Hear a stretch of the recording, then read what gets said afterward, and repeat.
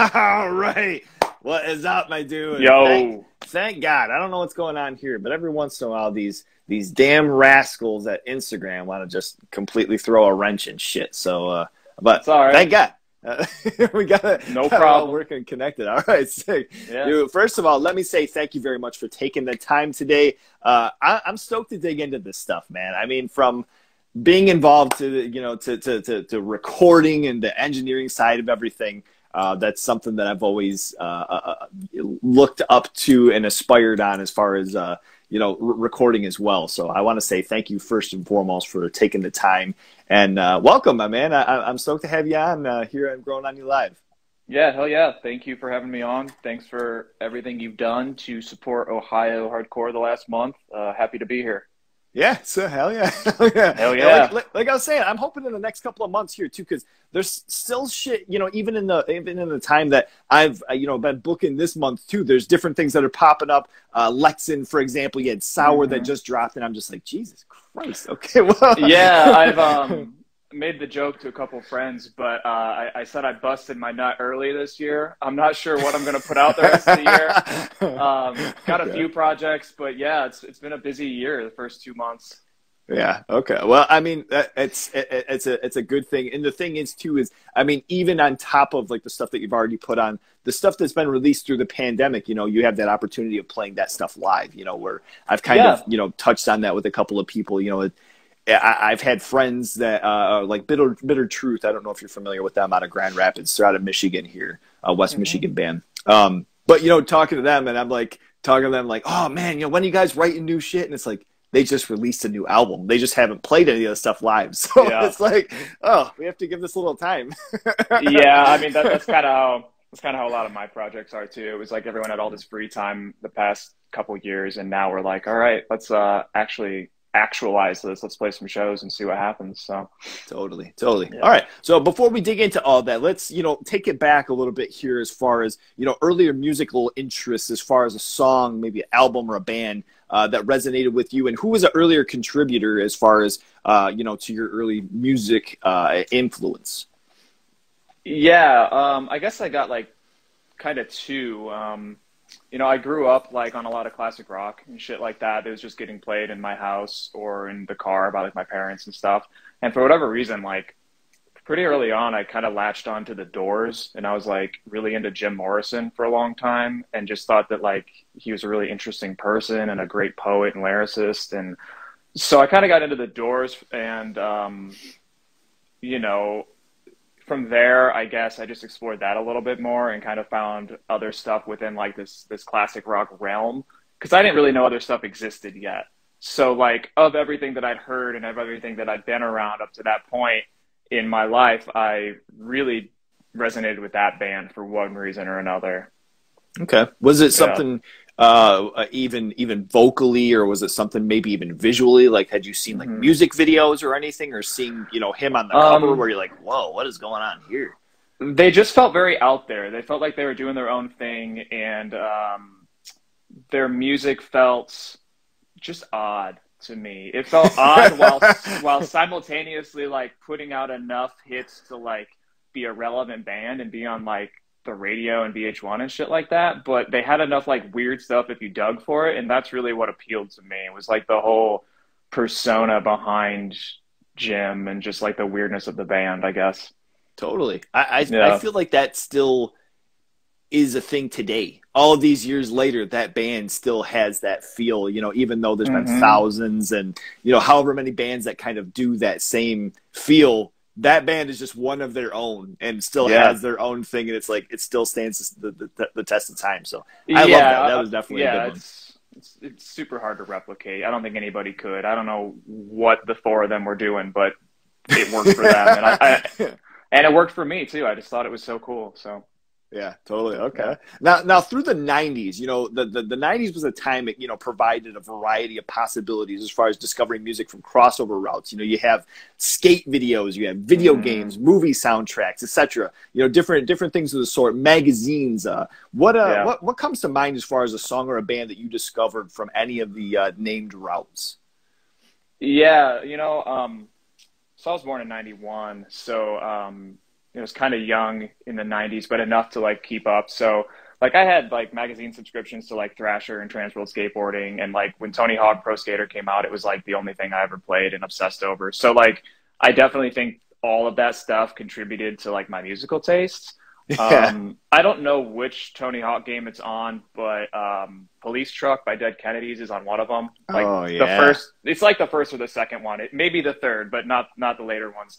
And I was super into that, like just a really, really good, catchy punk song. And I was like, I want more of this. I don't know what it is. I don't know if it's new. I don't know if it's old. I didn't even seek it out. It was just like every time it came on when I was playing the game, I was just like, oh, fuck yeah, like this rules.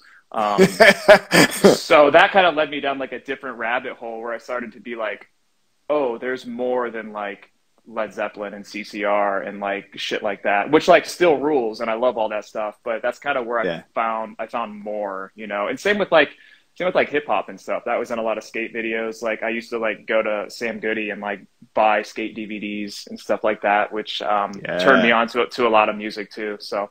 Okay. Yeah. And it's funny too, like mentioning the whole like Tony Hawk thing where you feel like, you know, for myself, like, I don't know if it was the first or the second one where you have like Motorhead come on and it's like, it gives you that extra energy where it's like, oh shit, I just got my high score. Like you kind of start noticing that it's like, man, music can actually like pump me up. It can kind of bring me into like this next level of energy and what I need to accomplish and shit. I love that. Yeah. It's all about you know, capturing the secret tape while listening to Motorhead and just vibing out as an 11-year-old, you know. Yeah, so. For sure. Yeah. What about your first show as far as you know, something smaller, maybe a local show and something like maybe a Big Bill concert? What comes to mind as far as you know, where they were, what bands were playing, and if the venue is still around? Yeah, so I'll start like with local shows, and could talk about this for a while, but I'll try to pick one that I think was one of my first ones.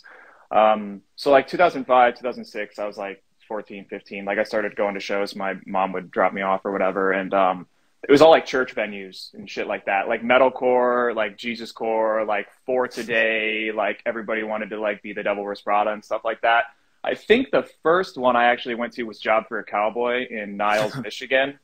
And that was at a venue in a strip mall, like by like a grocery store, like all the way on the corner. It was called Skunk's Nest, and it was a super sick venue. I saw a lot of good bands there. They had like they just had like all these computers sitting around, and everyone would just like hang out on MySpace all day. It was like super influential, I guess, at the time. A lot of good bands came through that area, but it was all like you know, Job for a Cowboy, Devil Wears Prada, like just shit like that like I wasn't super into, but it introduced me to a lot of shit that I was into. So, and funny enough, I think at that Job for a Cowboy show, they play as a 3-piece. There was just no bassist. It was just like one guitar, the vocalist, and the drummer, and it was like super crazy. So, wow. Yeah. Damn. I can't imagine that, but I guess if you got to do it, you got to do it.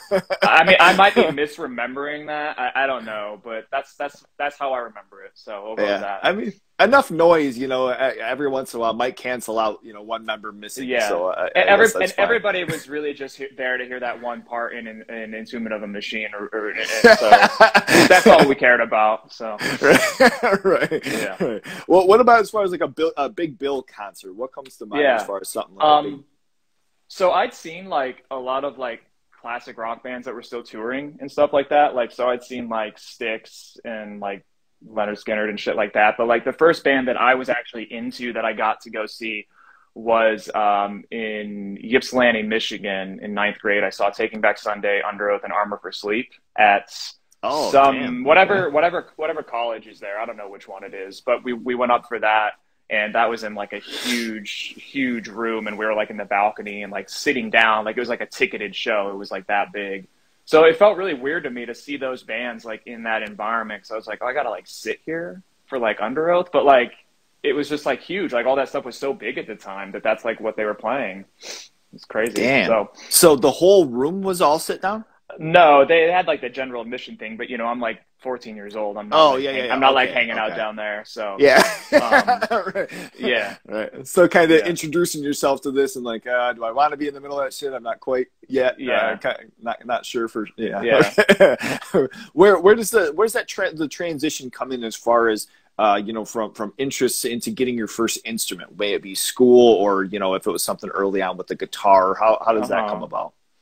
I don't really know where it stemmed from. I think like sometime around like third grade or something like that, I was like, I think I want to play an instrument. And we'd always had like a piano in the house. So I like used to dick around on that, but I wasn't very good at it. I'm still not very good at piano. I almost took piano lessons, but ended up taking guitar lessons. I think the way I remember it, and my mom would probably be able to confirm, but I think it was because we borrowed a guitar from my uncle who had a guitar, and we were like, let's just see if you like this. And I ended up liking it a lot, and I don't regret not taking piano lessons. And I actually see in the comments, my mom's there, so arguing with my friend Tom. So Tom, be nice, or I'm going to give you a swirly. So.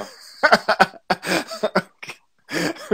So where does, well, as I don't know if you necessarily, if you played bass in any bands or anything like that, but being in drums and playing drums in certain bands as well, where does that come as far as how did that get introduced to you, or, you know, multi-instruments and kind of spanning throughout? Yeah, I don't play bass in any bands, but I record bass in a lot of the projects that I've done. Like, Lexan, like I played the bass, but I'm not really like a bassist. I'm just like a guitarist that like understands how bass should sound, I guess. So like for the types of music that I record and play, I can play bass, but I'm not like a bassist. Sure. I wanted to play drums, but I didn't really get into that till I was probably 15. So I played guitar from like 10 to 15, and then I got a drum set at 15. And it was just like this PDP. I literally think it's called like the Easy series or something like that. It's like a super entry level, like, you know, normal drum set for like a beginner. And I just rocked out on that and taught myself, never took lessons on any of that, just absolutely punished my family with listening to terrible drum music. So, yeah. Well, what can you remember, I mean, as far as being that first moment where you're like, damn, drums are so expensive. Why did I fucking buy a drum kit or get a drum kit? I figured that out almost instantly because I was like, man, these drums are like, they're like fine, but like it doesn't sound like the bands that like I go see. And I was like, something's wrong. And like, you know, you don't think anything of it. You're like, oh cool, I got like these B8 Sabians or whatever, and they're fine. But then you go to record them, and you're like, man, this sounds like shit. And then you're like looking at cymbals, and you're like, damn, I got to spend $400 on a ride. And for I what? mean, you definitely don't have to, but like if you want good shit, yeah, you could easily spend like $3,000 on a drum set and hardware and cymbals and stuff. So after playing for so many years, I finally got my like an actual like nice drum set. Not that the other ones sucked or anything, but like I needed a studio quality one, and I finally got that like a year and a half ago. And I've been playing drums for like 14 years by that time. So, and I got a DW Studio, and that's what we keep at my spot, and that's what I play on. And a lot of bands come in and record on my kit just because I like it and I know how it sounds and I know how I like it tuned and stuff like that. Damn. Okay. Wow. So I kind of always knew that drums were expensive, but I never had a reason to upgrade because like I didn't learn right. So I break cymbals like every year, like. And I'm trying to get better about my technique and shit, but nobody ever really showed me how to play, so I just like hit everything really hard. So it didn't make sense to buy like nice cymbals and just break them every year. So I never really did until recently. I started buying nicer gear when we started recording, and a lot of bands that came through just wanted to use my stuff. So I was like, okay, great, like comes with the territory. Like I'll gladly like buy some nicer stuff so people can use it. So. I mean, that kind of helps too, as far as if you have that. And I know like I don't know exactly how it would work, but I know some studios have like a rental fee as far as like, okay, you want to use cymbals or you want to use drums or skins or whatever. It's like, well, I mean, this is the stuff that I use. So if you want to help the cause. Like, yeah, you know, I could go on a tangent about that, but I won't. But I'll say one thing. I think that having a rental fee for gear is stupid because it comes with the territory of being the guy that has the space. Like, please come in, use my stuff. I don't care. If you don't break it, I'm probably going to. Like, to me, it comes with the territory. If like a band comes in, wants to record and breaks a crash, I'm going to be like, cool, I probably would have broke it next week. Like, I'm not sweating it. So like to nickel and dime people and be like, you got to let me hold your credit card, your license, and your social so you don't crack my hi-hats. Like, fuck off. Like, that's so stupid to me. I mean, I love that. I don't have a studio, so I mean, I see certain, you know, places that do that or whatever. I'm like, oh, okay, I'm glad I have my own shit. Whatever. I mean, you know, people that are running a business have a different approach. I'm not making money off of it. I don't give a shit. I just want to help people make cool stuff. So yeah, I dig that. Yeah. So you mentioned so you taught yourself playing drums then on this Yep. initial kit. You just popped on some headphones and started slapping I used to just put on headphones, and then I had like these over-the-ear gun mucks, and I would just play along to songs that I thought I knew pretty well. So that's pretty much how I learned, and that's still sort of how I play and practice. It's just like a lot of following along to songs that I've heard 1,000 times, and I can air drum too. So I was like, okay, cool. I'm going to just sit down and like learn to play this stuff. And it's totally different when you get like the cymbals and all the drums in front of you, but the basics are there. So I can like listen to a song and kind of like know the kick snare pattern and then kind of like take it from there, you know, and start figuring it out. I probably would have benefited greatly from learning because I can't always keep up in conversations. Like, especially like with my one friend, like Braden, who's in like a bunch of my bands and projects, and we've been friends for like 4 years now. He'll say stuff and I'm like, man, like, I don't know what you mean. Like, can you like play it or hold my hand through it? Like, I don't know what you mean. So I definitely feel like I should have done more research, I guess, or had more of an interest in learning stuff, but I really don't like sitting down and like studying. I just want to like get behind the drums and play it. I'm the same way with guitar. I'm like, just put it in my hands and I'll figure it out. I don't want to like research it. So. Okay. Yeah. I mean, and honestly too, like that's kind of a thing too, as far as like within my band, there's been certain times where it's like, okay, we're just going to do this part for 4 counts. Cool. And then we like are playing it. And then I stop and they're like, what are you doing? We're still going. I'm like, you said 4 counts. And then all of a sudden it's like, well, why are you still fucking going? Like, what are we doing here? How are we counting out these 4 counts then? Like, what is happening? Yeah. Like, what do you need me to just do? Show me how you're going to play it. Like, shit, and I'll play along. Yeah. Yeah. Yeah. I like to have like I like to demo everything before I just jump in. Like, I can definitely jam. Like, if people are like, hey, here's a riff, what would you play? I have like 3 or 4 go-tos, obviously. But like, I prefer to like lay down a guitar track and then really think about what I want to play and like demo with like a MIDI drum set or whatever, just with programming it, and just then I'll like kind of finesse it behind the kit and be like, okay, like this is how it sounds. Like, this is what I want to do. Yeah. Okay. Yeah. Did you have anything in those earlier times of playing to where it was like maybe some drumsticks or like a cymbal or a particular snare or anything that you saw a certain drummer and you're like, man, I have to have that, you know, like Joey from Slipknot having the head drumsticks or like a certain particular snare or something. Does anything come to mind as far as that?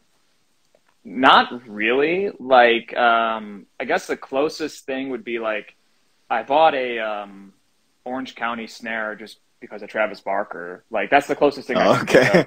And it's fine. It's like a 13x7 maple snare. Like, I don't use it for very much anymore, but it was my go-to for a really long time. And I literally only bought it because I was like, I don't know much about drum sets. I want to get a different snare. I think Travis Barker plays or did play OCDP stuff at one point, and it was on sale, so I just copped that. But other than that, no, I can't really think of that. Same question for guitars. Yes, I mean, I got a Stratocaster because of Jimi Hendrix, but you know, so. Oh, okay. Yeah. All right. You don't play left hand, do you? Winding that bastard upside down? No, but I respect that that's how he played it. I think it's sick. So yeah, absolutely. Yeah. Were there early things when you were learning either to say drums or guitar, you know, as far as albums that were go-tos to, you know, slap on to practice with, kind of, you know, cutting your teeth with the instruments? Yeah, like when I started taking like guitar lessons and stuff, I was just learning like basics. Like, we were going through just like blues patterns and stuff like that, and then I finally like knew enough of the guitar that I could sit down on my own and figure shit out. And I started to just learn like Green Day songs because it's like cool. Like I just need to know like 3 or 4 power chords and I can play like half of Green Day's discography. Like, you know, not even like a dig. Like I think that's sick that they did so much with so little. And I really identified with that because I was like, I mean, I just want to learn songs. And that helped me feel like I had like this huge repertoire because I'm like, I can play like all of Dookie, but like it's not that hard. You know what I mean? And then like when I was learning drums, I would just put on stuff that I knew really well. So I listened to a lot of Have Heart because I knew the drum beats really well and I liked the way that he plays and I wanted to kind of emulate that and play a lot of those beats. Or like early on, like when I was playing drums, I would put on Taking Back Sunday records because like I was really, really into that band. And even if I didn't play it like the same way that their drummer played it, I played it like close enough that I felt like I did a good job, I guess. Okay. So, and that's really all it was about, just trying to like capture emotion and style and just listen to music and be like, okay, I really like that part. Let me try to play it. And it might not be right, but it led me to something that I did think was cool. Yeah. Okay. And I mean, that's something too, where I think I've touched on with different guests before, where it's, you know, in practicing something or being completely off and realizing, you know, that, oh, well, I guess I can just make this a riff of my own because it sounds nothing like this part, even though I'm trying to play this. Oh yeah. There's a few projects of mine that I'll write for. And if I haven't done it in a while, I have to like get back in the zone of like what that project sounds like. And I'll just like listen to one of the bands that influences it. And then I'll be like, what would they do? And then by the time I goof around with it for 10 minutes, it does not sound like I was copying them anymore. Yeah. And I've, right. I lose you. I don't know what happened. I hit like my Instagram time limit. Like I have limits for social media because I can't control myself. So I just hit my limit. I don't know what the last thing you just heard was. Sorry. It was just the last I think you said, and then you were starting to end the timer there. So I didn't hear anything further. But I think we're right on the end of that, right on the point there for sure. All right. Cool. So as far as you know, whether a friend or a band that may have drawn you out, where do you remember your introduction to the hardcore scene and maybe even the Ohio hardcore scene and developing into more recently as far as the scene that's been just flourishing? Well, yeah, I guess like I kind of discovered hardcore in like 9th or 10th grade, but I didn't really look for more of it. Like I found Have Heart, like Shipwreck AD, like some of that shit, like from my friend Keith, and I always identified with that stuff, but like I didn't know to look for more of it. Like I just kind of listened to like what was in front of me and things that my friends showed me. So like I really liked that stuff, like Blacklisted, Have Heart, Shipwreck AD, like older stuff like that. But I didn't listen to much more than like those few bands. And then like you know, I grew up in South Bend, Indiana, and the scene there I'm sure had hardcore, but I didn't participate in it or know anything about it. So but I always really liked the genre. By the time I got to Ohio, I moved here like 6 years ago.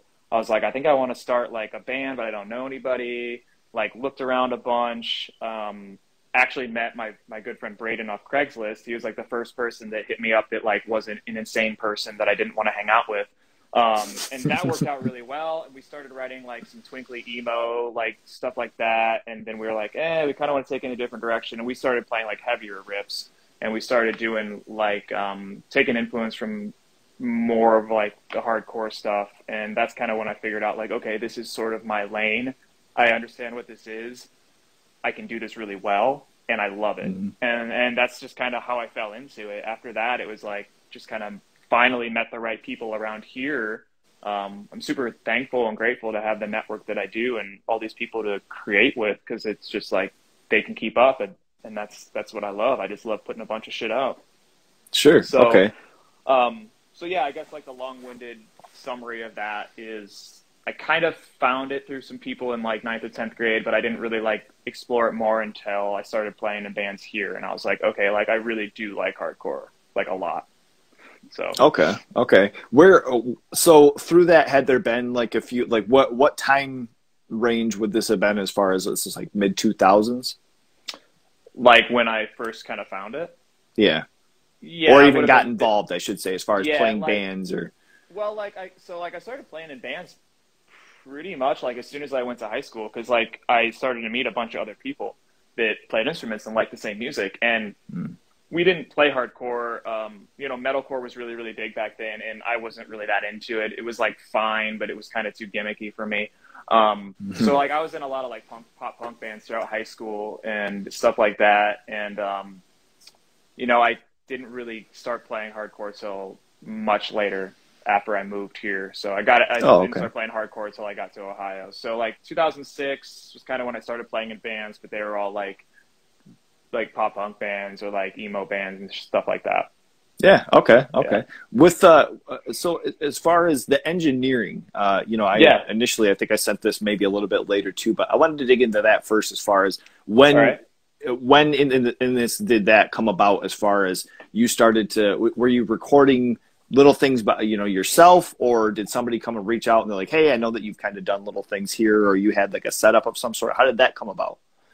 I will say I had no intention of really recording anyone other than myself. It sort of started because it was a necessity. Like I had ideas that I wanted to flesh out, and the only way I could really do that was to figure out how to record all the instruments at once. Like it's not fun for me to just write a guitar part and then be like, please somebody hang out with me and write drums for this. Like I'm like, fuck that. Like I'm just going to do all of it myself. I don't want to have to rely on people if I have like this creative energy and I just want to like write a song and spend like a whole Saturday on it. I don't want to like have to wait for anybody.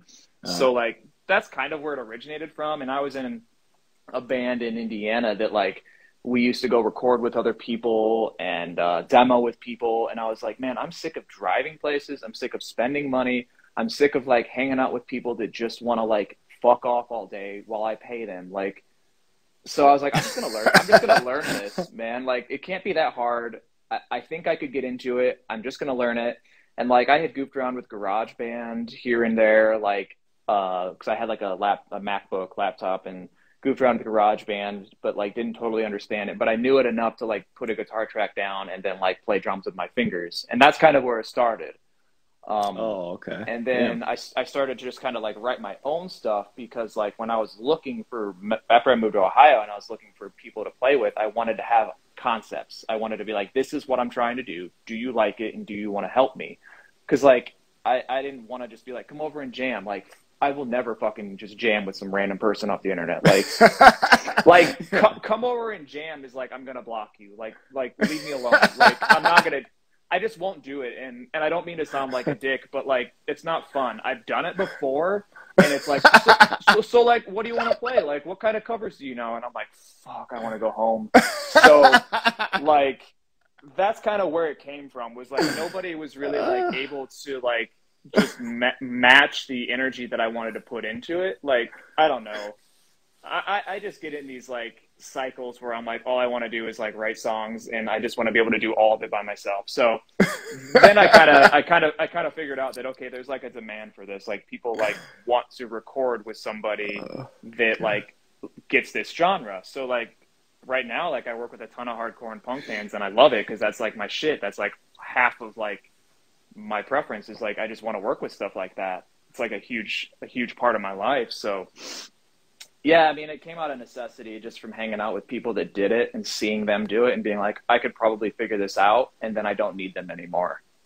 So I don't mean to make like engineers or producers feel like a utility. That's not what I'm saying. It's just like, I hated driving places, packing all my shit, staying at a hotel, spending money and being like kind of halfway pleased with the result. It was like, nobody cares about it the way I do. So I'm just going to do it. Yeah, you know, I mean, and it's absolutely on point just to say, even in the effect of like the DIY space for a show, you know, it's like you look around and you have the same two bars that fuck off and, you know, they don't care about sound, and not that that necessarily matters, but like, you know, just like set up or just kind of tossing you off to the side or acting like shit to you the whole night. It's like, I can fucking find a basement somewhere that like we could have way more fun than this shit. Like, along with that, I mean, I totally see it. I don't see that as a dig. I've been in that situation. There used to be venues that we'd play that was like, hey, like, come open this show, like, whatever. Like, they just wanted us to bring out our high school friends to watch like some like headliner that nobody knew or cared about. That was, Yeah. you know what I mean? Like just feeling like we're kind of used and abused for shit like that, or like pay to play shows, or like working with engineers that like felt like they didn't care about your project. Like it just, I don't know. I've been rubbed a lot of wrong ways, like throughout my late teens and early 20s, that I was like, if I ever get the chance to do this, I'm going to do it way different. And I never like sat down and went like, okay, today's the day I'm going to record a band that's not my own. It just sort of happened. Like I had recorded my own projects for a while and kind of knew what I was doing, and then it just sort of happened. Man, you saying pay to plays too? That is, what an awful taste that leaves in somebody's mouth. I mean, like some of my bands now still get emails where it's like, hey, we want you to open for this show. It's on a Sunday night and it's with 4 bands you've never heard of. And it's like, I'm not even going to respond to that. Like, I already know what you want and I'm not interested. Like, right. I remember at one point, 15, I'd fall for that. Yeah, right. At one point, there was some sort of offer to do something. I think it was like non-point locally. And it was like, we had to sell like, I don't know how many hundreds of tickets it was. It was like, nobody wants to see this anyway. That's why you're having us fucking try to do this bullshit. Yeah. Cut this out. That tomfoolery. Like, that shit is like so dumb. Like, it's not for me. Oh man, that is so funny. God, I'm glad that I'm over those days of thinking like that was the path to go for music. Like, man, if we want to make it, if we want to have our name out there, we have to absolutely scam the rest of our friends and family to try and fucking get tickets to play this thing. It felt like when you were younger and you got opportunities that you didn't seek out, and people would email your band or hit your band up on MySpace or Pure Volume or some shit. It was like, I can't say no. Like, there's demand for us. People in Chicago want to see us. Holy shit. And then you're like, hey, Mom, let me borrow the car. And we go to Chicago for the night. And there's fucking nobody there. They kick us out after we play because it's a bar and we're all 19. And we're like, what the fuck? We just got duped. Like, I mean, that happened more than once to me. And I was like, man, this shit sucks. Yeah, man. You ain't lying. You ain't lying. Jesus. Yeah. So as far as some of the projects that, you know, I'll say more recently, I wanted to touch on maybe initial memories of what you remember, kind of the band coming, you know, from personal. Some of these I had Natan as well, and you know, we kind of dug into some of these things. But these are, you know, your memories and kind of first things that come about, and maybe particular things with said band. So first off, I wanted to touch on Rejoice and how that come about, and what you remember about first that band coming around. Yeah. Shout out Rejoice, sick band. It's a hard move. I was playing music with Braden, you know, who I met off Craigslist, and we were trying to figure out what we wanted to do. And then I had seen And Love a few times, and I was like, man, this shit's cool. I don't know any of these people, but like, I guess there's hardcore and punk in Columbus. Like, sweet. I just sort of saw them like by happenstance. I didn't like know who they were. And then I guess Rejoice came about because I was talking to their drummer, Jason, who I met on Reddit. We didn't even know each other in real life. And he was like, well, my friend Nate will never say no to being in a band. So like I added him on Facebook, and I was like, yo, like I don't really know like what I want to play yet, but here's the type of stuff that I'm into. I'm struggling to like meet enough people to have a full band. Like me and my friend Braden are like trying to do some stuff. Like, do you want to hang out and like talk? And it just kind of went from there. And we like wrote a bunch of stuff that like, I don't even remember how it goes or how it sounds. And it was under a different name. And at one point we just kind of like shifted our sound, and he brought in a couple more of his friends, and we just finished out the lineup. And some of the first memories I have were just kind of like being in my basement, playing with those two, just with like Nate and Braden, and like trying to figure out like kind of what we wanted to do and who we were. And it really started to take shape in the last like a year and a half.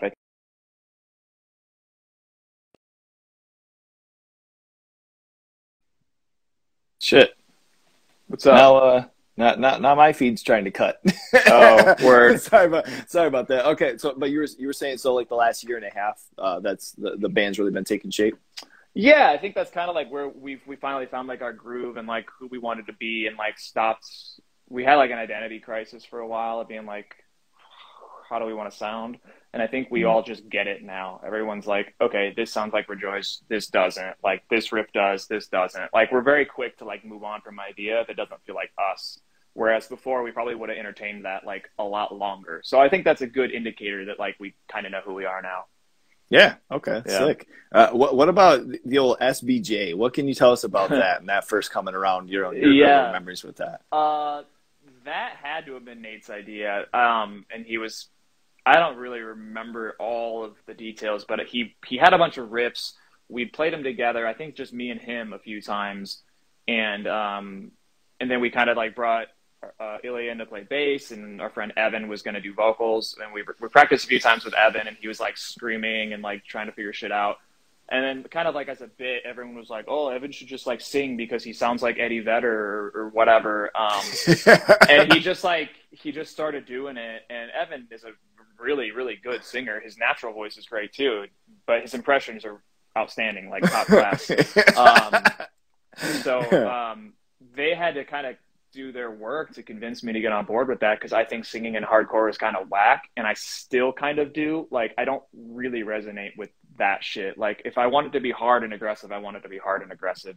But I do love Evan, and I love the way that Evan does it. And SBJ's super fun, and it's not like a very serious band. It's just like, hey, I got some riffs. Do you want to like finish the songs? Like, none of it really took that long. It was just like me and Nate kind of wrote like the whole EP, and then brought other people in to like help us finish it. And everything Evan did, I thought fit over it. It was just not where my mind would have went with it. So, but I'm happy with the product, and I want to do a little bit more with it. I think it's fun. I think that the reception was a little bit better than I expected. So I think other people identified with it too. It's so hard. And I mean, I have to say too, that ever since Nate told that mentioned the story as far as the whole Eddie Vedder thing, I'm just like, I can't not hear it, but it doesn't destroy it at all. Like, I'm just like, God, this is ridiculous. Like, that's what I hear now.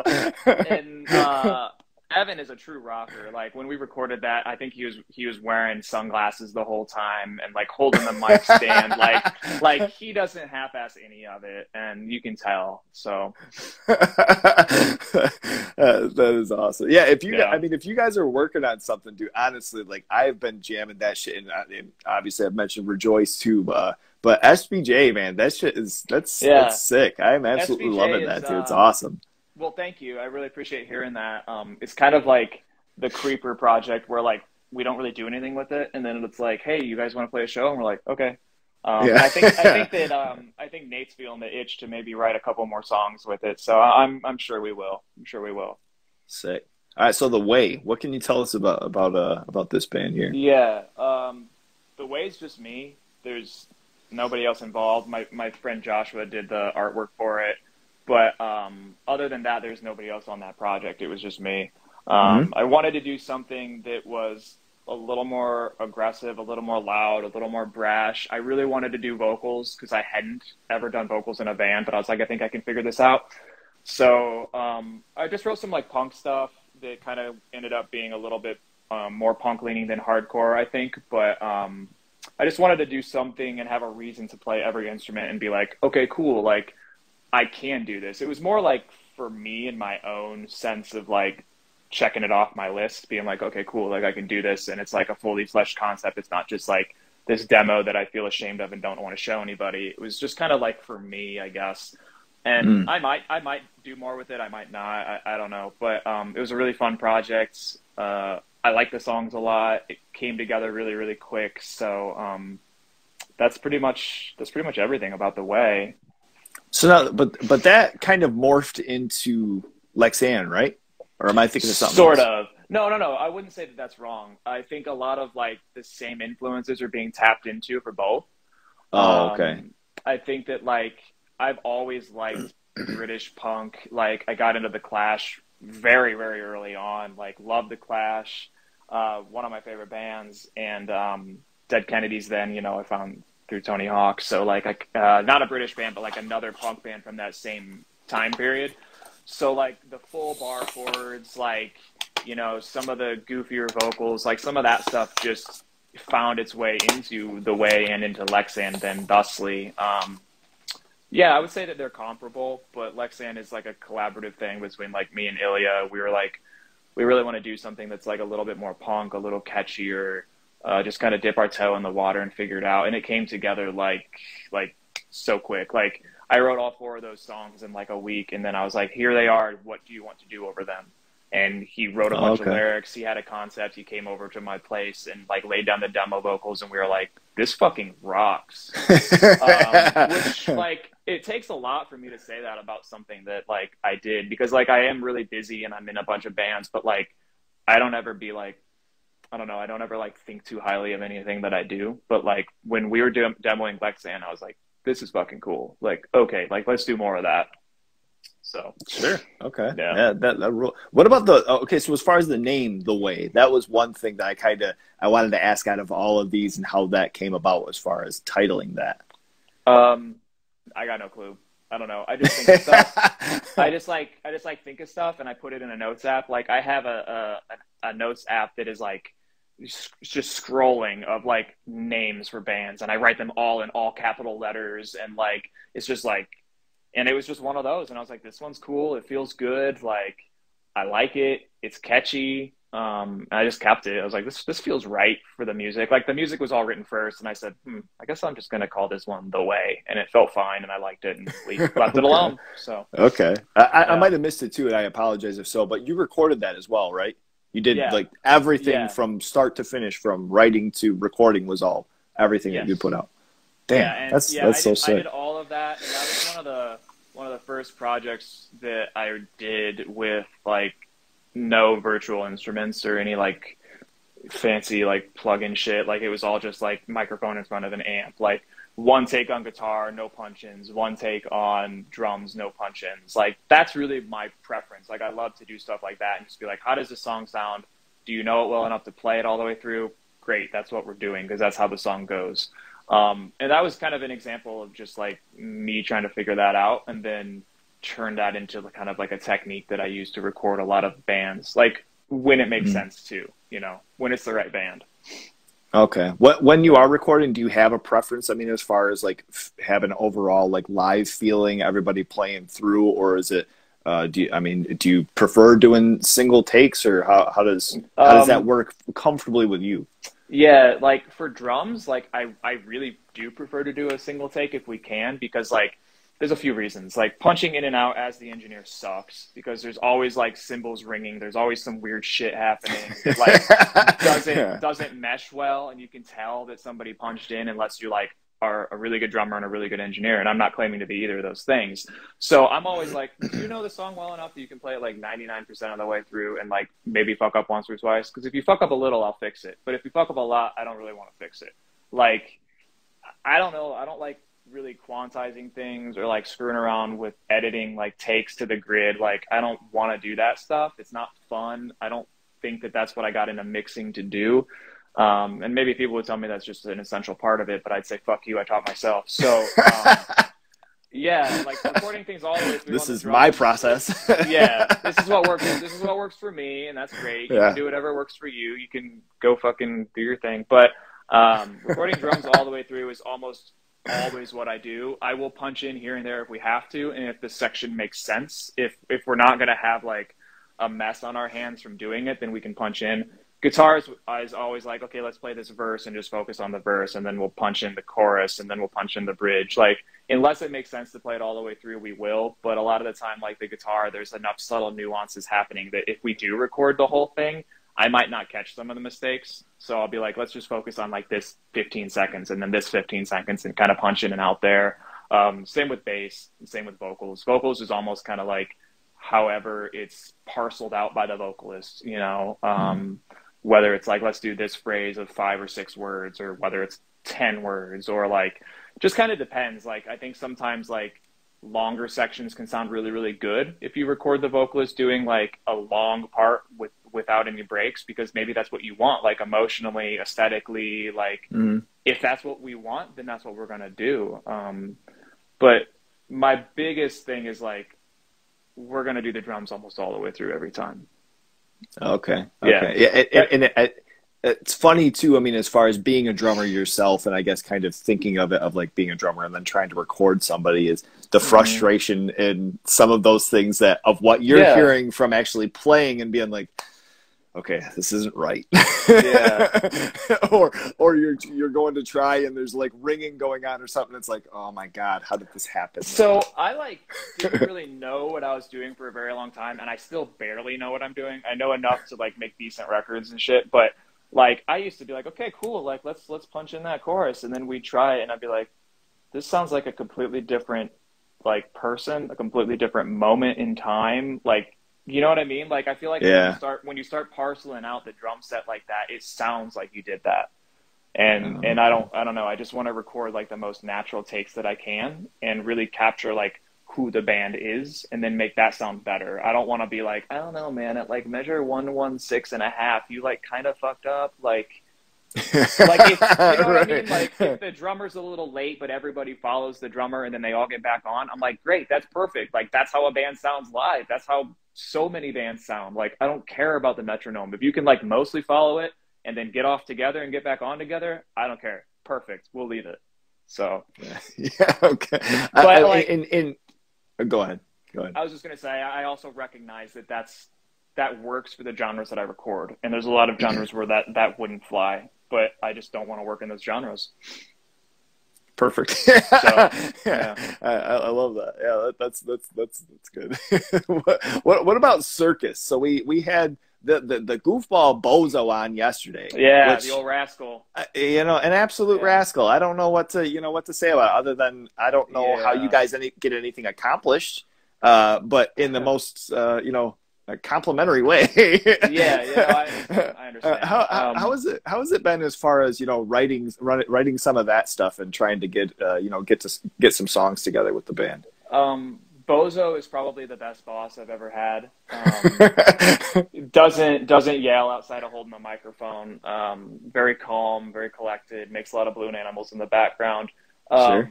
But Circus was kind of like, all right, like we want to write some hardcore punk. We kind of know like roughly how we want it to sound, and it's going to be like noticeably different than the other hardcore punk we're writing because like I know like that genre has 1,000 subgenres. So like within that, we're going to do like a very specific thing that we want to do. So Circus is just kind of like a fun thing that comes together pretty quick. Like Ilya will just like have some riffs and I'll play the drums and then he'll be like, no, maybe like this. And I'll be like, okay, like this. And then like we move on and that's it. And then Bozo, clocks out from Circus or the clown college or whatever he's doing and he shows up and grabs the microphone and I don't even know what Bozo's going to say most of the time until Bozo comes over to like record. And I'm like, those are the lyrics you're going to say? And he's just going, yeah, that's what I'm going to say. So I don't know. Circus is like this thing that like we don't overthink really.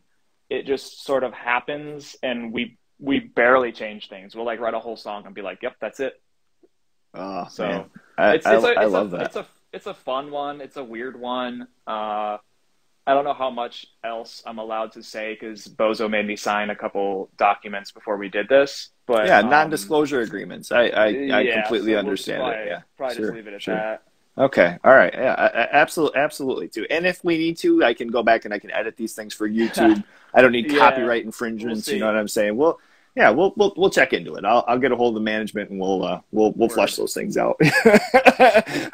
Okay. Sour. So yet again, another band that pops out, and I'm stoked on it. Like, what can you tell us about this and maybe some of the earlier stuff that started this project?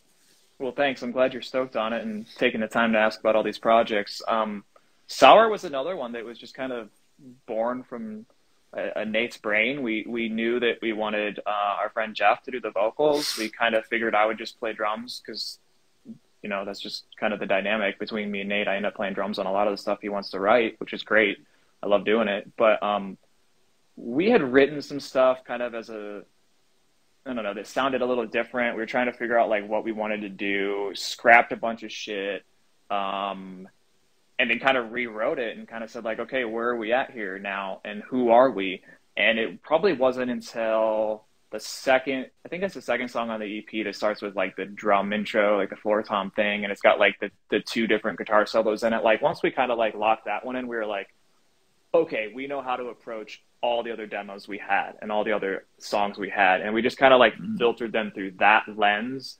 And that's kind of how Sour came out. And then as far as like letting Jeff just be Jeff on the vocals, just doing whatever Jeff wants to do and saying whatever Jeff wants to say. I think that all worked out, and he captured the spirit of that band, like in a way that I didn't expect. Like I didn't really know what it was going to be, but it's so much more of a thought out concept than it was when we started.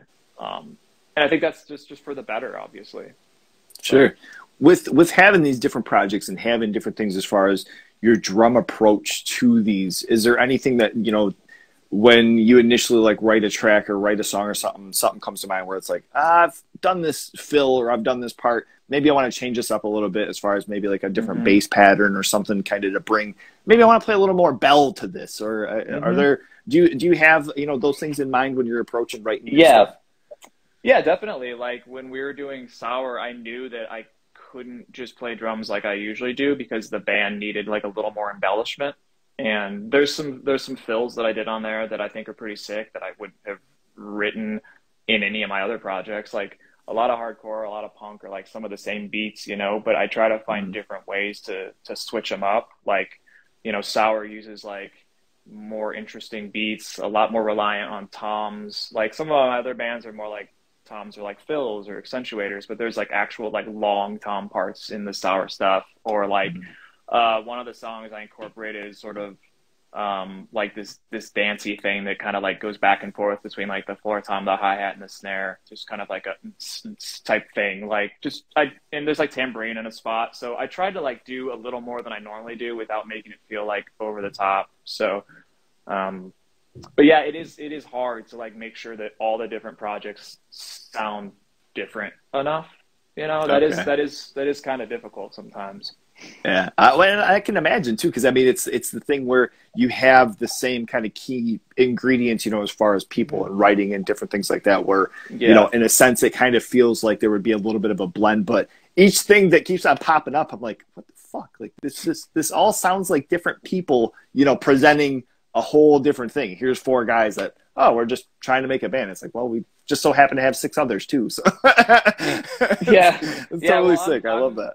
I'm glad you like them all, and I'm glad that they all sound different enough to the listener, because that is definitely on my mind, especially when I'm playing drums in so many of them. I'm like, I feel like I play this song in like a different band, and the guitar parts are different, but the drums aren't. So like I really have to consciously think about that stuff. So with Sour, there's a moment, and I'm trying to think of this song, maybe the second track. Is there claps? Yeah, there's claps in one of the songs. There's stomps in one of the songs.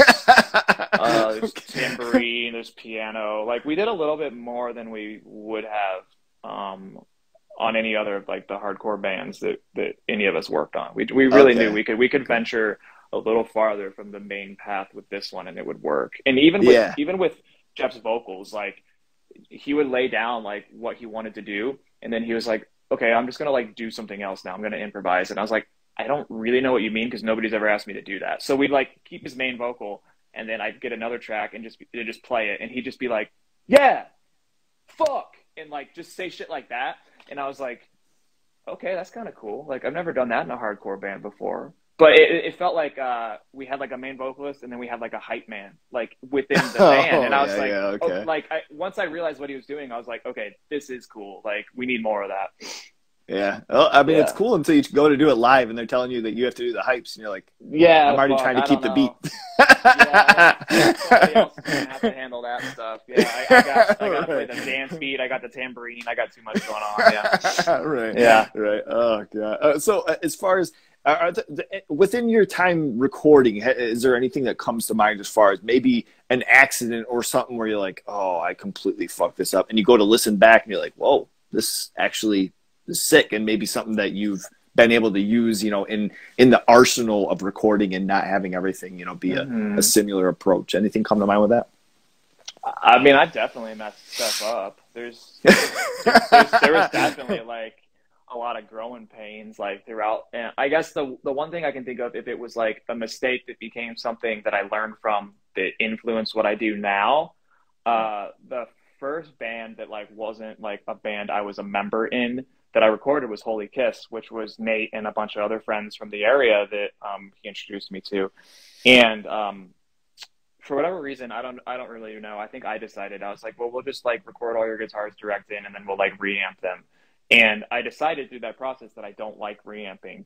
Um, Mainly because they showed up and I didn't actually know how to do it. So I had all this shit like routed and set up, and I thought it was going to work, and like we weren't getting like the signal, like it wasn't routed right. And I was like, well, fuck, like I don't know what to do in this moment. And everyone was like watching me struggle, and I felt like an idiot. But they were super cool about it and super patient, and like we were all sitting there like Googling, like me and the bassist Jordan were like how to route to direct out, like trying to figure this out. We eventually got it. Everything was cool. Like, I think the main reason I wanted to do that was because they kick on their pedals, like, on and off so much. And I was like, okay, let's just, like, route the tone through the amp, and you guys can just sit there and, like, goop with your pedals while, like a live take. And I thought it would work out better. But now I've kind of realized that, like, I don't really like reamping because it takes twice as long, and I'm about efficiency. And because I feel like you lose some of that like live vibe when you're doing that. I honestly feel like there's a huge difference between taking a stem or a multi-track or whatever you call it, running it through like a 5150 and miking it, or playing it with the same guitar, with the same amp, with the same microphone live. I seriously feel like there's a different spirit between the two of them. And I think the DI stuff is cool in its place. It's a sick recording trick to like learn, but it's definitely not like a crutch. Like I'm not sitting there like reamping and being like, let me like turn the mids down a little. I'm like, the take is the take, and we're going to work with whatever it was. And that's kind of my approach now. I'm like, well, how do you like your guitar to sound? Like, okay, cool. Like, let's roll with that. I'll make that work. Cause I want people to feel like I helped represent their project and their music the best. I'm not going to be like, oh, your tone sucks. Like, I'll fix it when you're not here, you know? Right. Okay. And I'm sure there's like a balance as far as somebody completely coming up with a whack ass, idea. And it's like, well, I shouldn't say whack ass, but like a wacky idea, where all of a sudden you're like, I'm trying to tell you here, that's probably not going to work. Yeah, sometimes. And I have like a tattoo, for instance. Well, you might want to rethink this. I couldn't tell you anything about a bad tattoo because of the 30 of them I have, I seriously love them all. And there's a heavy layer of sarcasm with that. But okay. Yeah, like when you're engineering and stuff like that, sometimes you just have to run with an idea for a while to hear somebody out. And then everybody sort of naturally figures out that it's not going to work.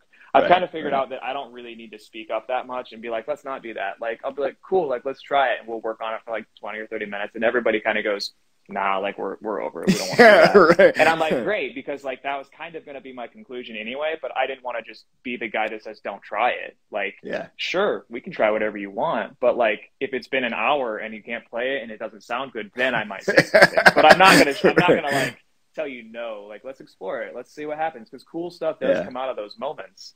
So that's awesome. that's rare. As far as playing shows, so I wanted to ask about your if you have a pre-show ritual, as or something of the like, as far as playing drums or playing guitar, and what kind of goes into warming yourself up into going out and playing in front of people or making yourself a little bit more grounded. What gets into that?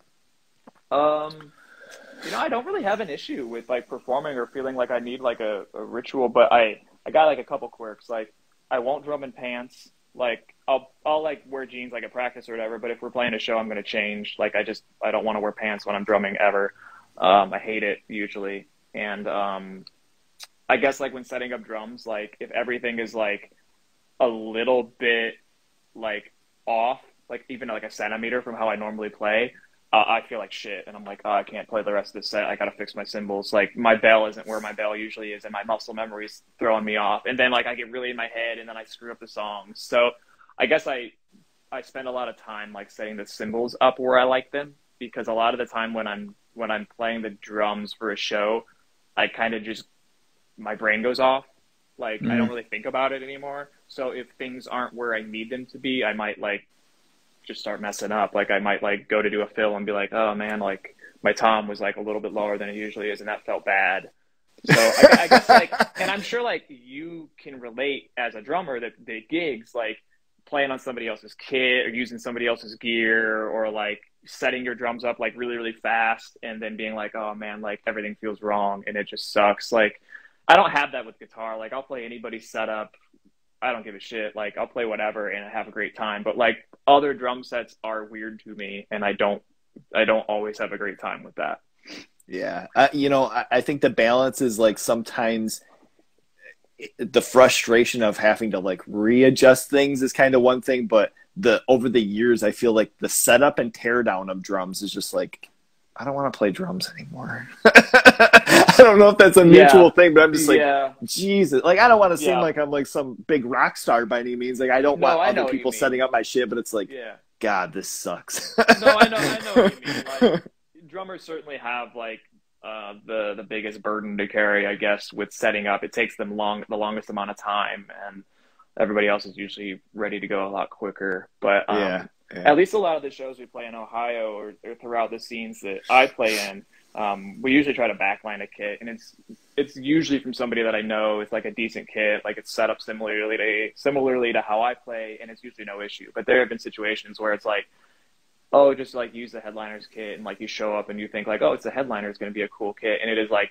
dog shit, like worse than my first kit, like no reso heads, like never any of it, and I'm like, oh, fuck, I should have brought my own drums. So I was I'm just sure going to you know mention what that. I mean. Oh yeah. You get up there and it's presented as some sort of professional thing, and it's like, holy fuck, what is happening here? There's a snare where the rack tom's supposed to be. Like, what are we doing? But like, you know, that's also the thing about drums that makes them so unique, because everybody sets them up differently. Like, we're all working with the same stuff, but like playing somebody else's drum set feels wrong most of the time. Like, it feels like I shouldn't be doing it. So, but like the trade-off is I don't have to bring my drums. So I'd say like most of the time it works out. Some of the time balance. I'm bummed. Yeah, some of the time I'm bummed, and I'm like, okay, I probably should have brought my kit, but like whatever. Right. I feel like drums introduced, if not completely lit the fire of knowing some sort of like OCD, like an obsessive compulsive thing that I never realized I had until I went to go and, you know, you go to play on somebody else's shit, and it's like, why? Like, kind of how you're mentioning, you know, like things being off balance, or like, boy, this doesn't feel right. What is going on? You know, and then you get back home and it's like, oh, something's weird here. It definitely gives you like preferences. Like, you figure out your preferences a lot quicker. You know, when you're playing guitar, it's like, okay, it's at least my guitar. Like, it might be somebody else's amp or tone, but like I'm playing a live DIY show, like nobody cares what it sounds like. But like you're playing somebody else's drums, and it's like, oh man, this feels like way different, and I don't like it.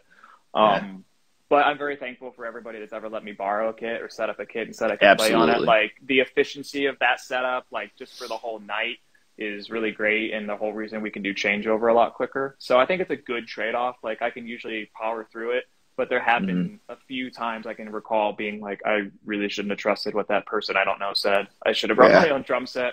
So, You know, I could say too, on the contrary, the singer in my band, he's now booked a couple of it's called Sweat Fest. It's a festival that he's been doing in West Michigan here. And Love just played this last year, and so the first year I backlined my drum kit for the whole festival, you know, so I was like, well, it'd be kind of cool. I'll just have all my stuff up there, and you know, it'll be all right. And luckily, I mean, nobody beat the living fuck out of it. But by the end of that night, being 16, 17 bands or whatever, I was like, oof, I got to rethink this bad boy.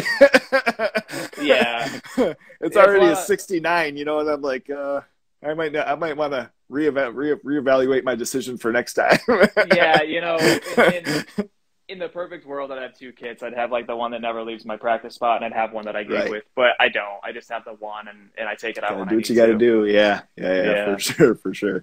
All right, before this last question here, I just wanted to you know, open the floor as far as you being able to let everybody know what might be coming up, if there's other projects. You know, not to put too much out there, because I love the mystery and just the flash, you know, moments of new shit coming out. But is there anything that you can tell us about that you've been working on or are working on?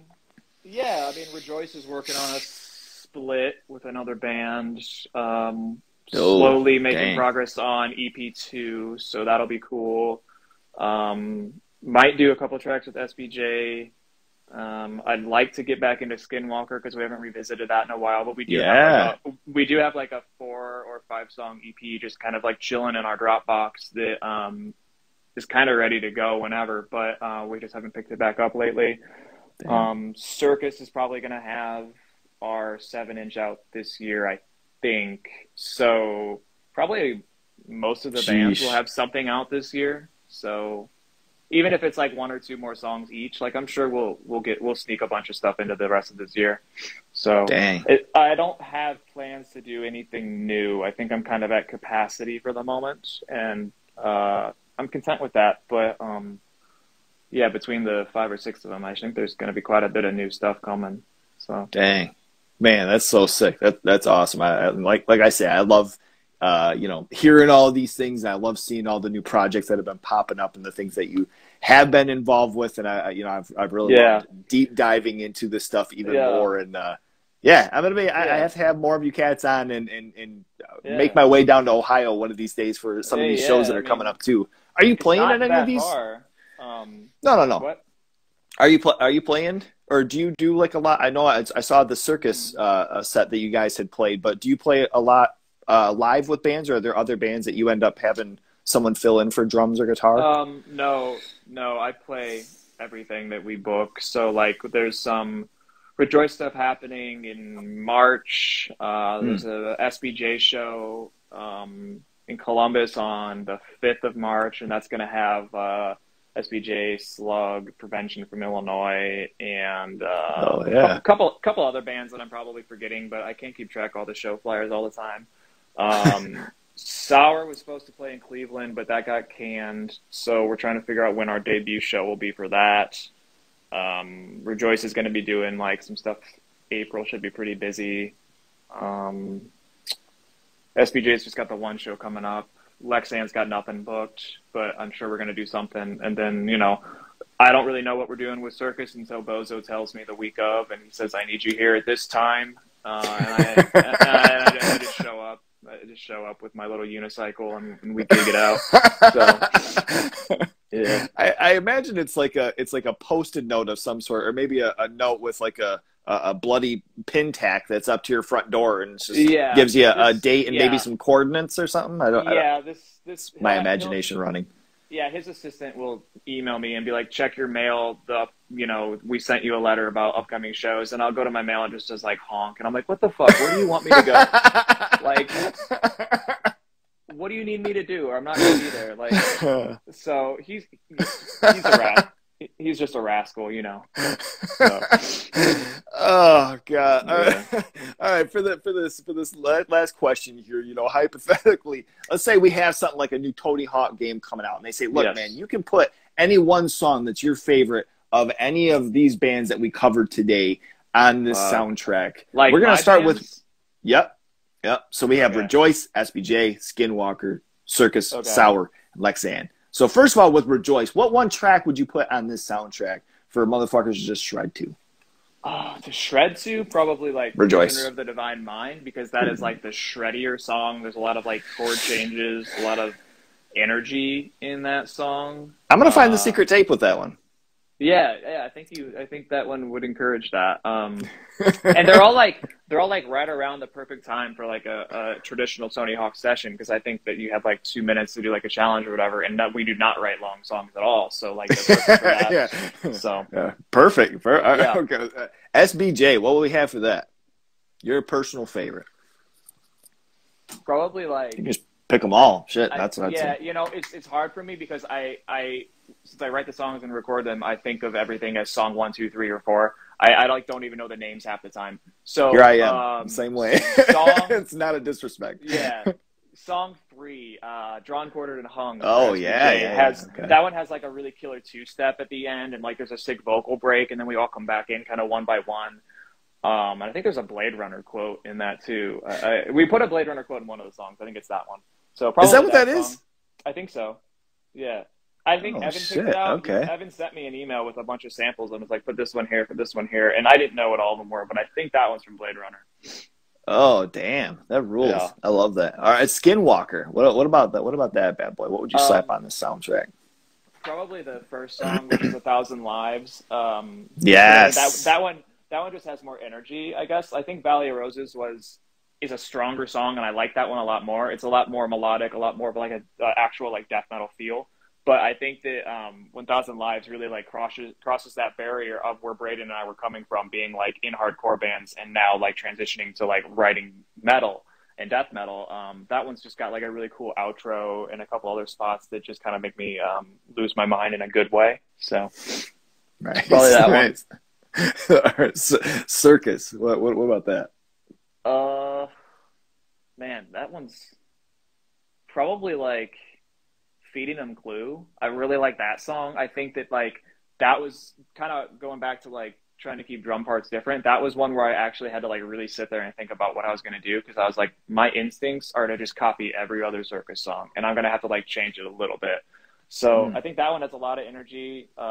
It's got a really catchy part at the end. So I would probably go with Feeding Them Glue.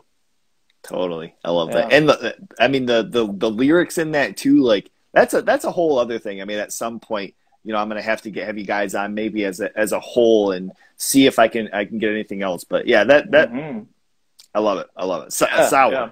What about Sour? What track would you have on that from Sour? Probably the second song, which I wish I could tell you what it was. So it's it might be Poor Man's Rose or Winter Cactus or something. Yeah. Okay. It's Poor the Man's Tom Rose intro one. I think that one's got a long Tom intro, like a repetitive hook, and it's got 2 guitar solos in it. Tom pulls like a complete shredder move, and then Nate does like this thing where he goes, "I want my guitar to sound like a laser beam." I think that one has the most like, unique qualities to where if somebody heard one Sour song, I guess I'd want it to be that one. So let's go with that. Yeah. Okay. I love that. Last but not least, Lexan. What would we have on this bad boy? I think the one that would be like the best to skate to is probably like Union Hoax, but I think my favorite song is Man Made Ultra, which is song 4, because I think that's like the most catchy, like sing-along song that we have of the 4. So I'm going to leave it to like a toss-up between the 2 of those, because I do think I could slap you a curb to Union Hoax, but one of those 2. So sick. Dude, that's awesome. I hope at some point, you know, they make another game and they get a hold of you guys, because you guys are fucking doing it. And you know, I can see some sick.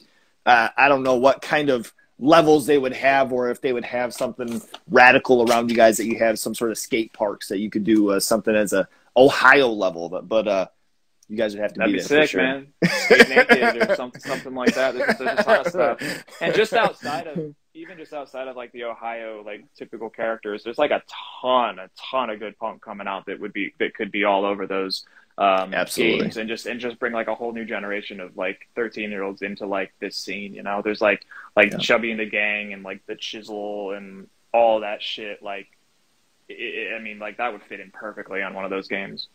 Totally. Okay, so one thing to slip in here while you're on that note, something outside of the hardcore genre that you love, that you appreciate. What would be a song outside of from whatever band song that you would put on this soundtrack?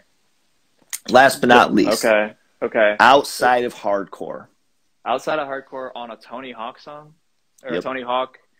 Shit, I don't know. Like, you gotta have some energy. You know what I'm saying? Yeah, I'd probably be like a hip hop song or something like that. Okay. You know, I don't know. It'd probably have to be like a Kendrick Lamar song or something hype like that. Ooh, yeah. But, okay. You know, that's probably where I would go with that. Yeah.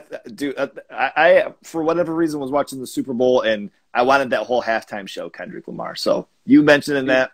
Yeah, well, I don't beautiful know anything choice about it. I did not watch it. I don't follow football at all. Was Kendrick on that or something?